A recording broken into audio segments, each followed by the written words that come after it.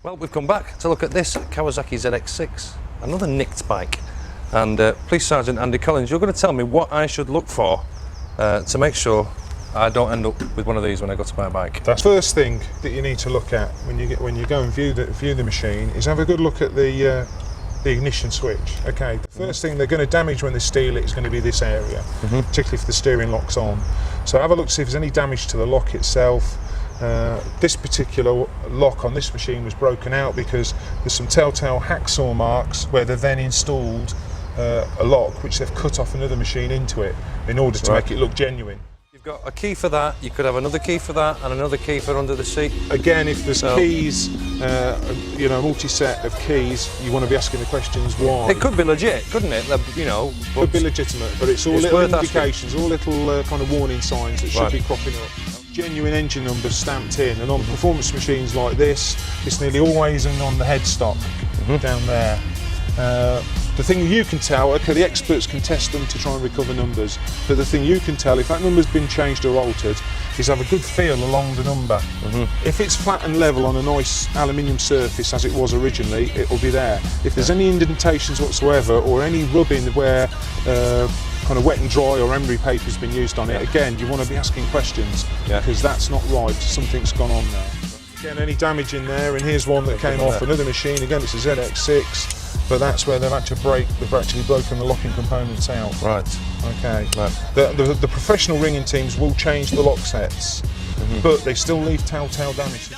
So the engine number is down in here, and we'll take the tank off to show you a better view, and then give you an idea of what you should be testing for to have a look. To have a look to see if it's dodgy. So if you just drop the tank off, dismantle all this. Okay. Now, if you were going to view a bike, I mean, you'd have to at least take the fairing off to have half a chance of seeing it, and then take the tank off to see it properly. That's right. It's an awful lot of messing, isn't it? Then again, if you're going to spend, you know, £4,000 or £5,000 on a second-hand machine, a few minutes' work, and if the owner's legitimate, he's going to be happy for you to do that, or at least have a look at it. The seat that we've actually took off here now. Something interesting is this data tagging business. Data tag is very hard to remove, or it's a pain to remove. That's right. But there is a data tag little transponder that's injected into the seat, isn't there? That's right, yeah. They can't see it. So when you turn the seats over, if there are any kind of obvious marks where they've been digging at the foam, and they'll sometimes stick a screwdriver or a coat hanger, you know, wide coat hanger, and then dig around to try and fetch it out.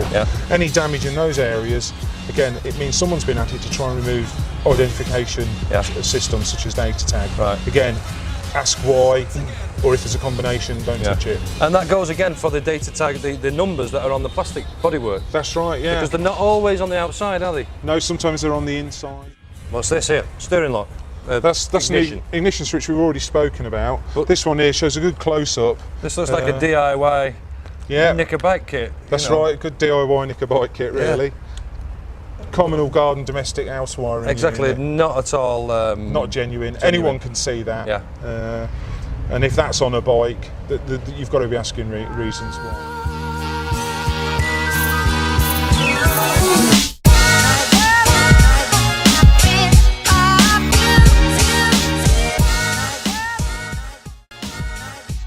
Motorcycle back decades after someone stole it. KETV News Watch 7's Adrian Whitsett spoke with the owner and joins us live. It was the late 1960s and a young Don Duvall rode around Omaha on his motorcycle, Care to the Wind. But somebody took that bike and he figured it was gone for good.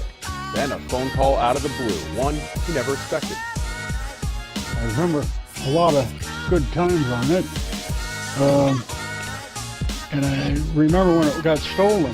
February 1967. Thieves break down a wooden gate and take this 1953 Triumph and memories with them. Like the time Don Duvall's chain broke riding with his girlfriend in Council Bluffs. A few weeks ago, a detective from California called, asked about the stolen cycle and Don's address. I hung up from him and I called Seven Can Help.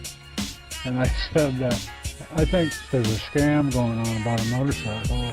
No scam. His bike turned over to U.S. Customs in California with a different paint job than when Don last saw it 46 years ago. And then he says, and Don, I'm telling you, it's beautiful. He says, it's gorgeous. Don looks forward to seeing it in person in a couple weeks. He's hoping to get one last piece, though, the Triumph Owner's Manual. When I started selling books on eBay about 3 years ago, I saw this and thought, well, you're never going to need that. So I sold it. Don contacted the buyer to see if he can buy it back. And he's looking for someone to put some of the original artwork back on his bike. That's important to me, that goes back on there. And I'm looking for someone that can freehand that back on there. Don tells me he'll probably take the Triumph out on Sunday afternoons when the weather permits, or he says he might just encase it in glass and put it in his living room. Back to you. Great.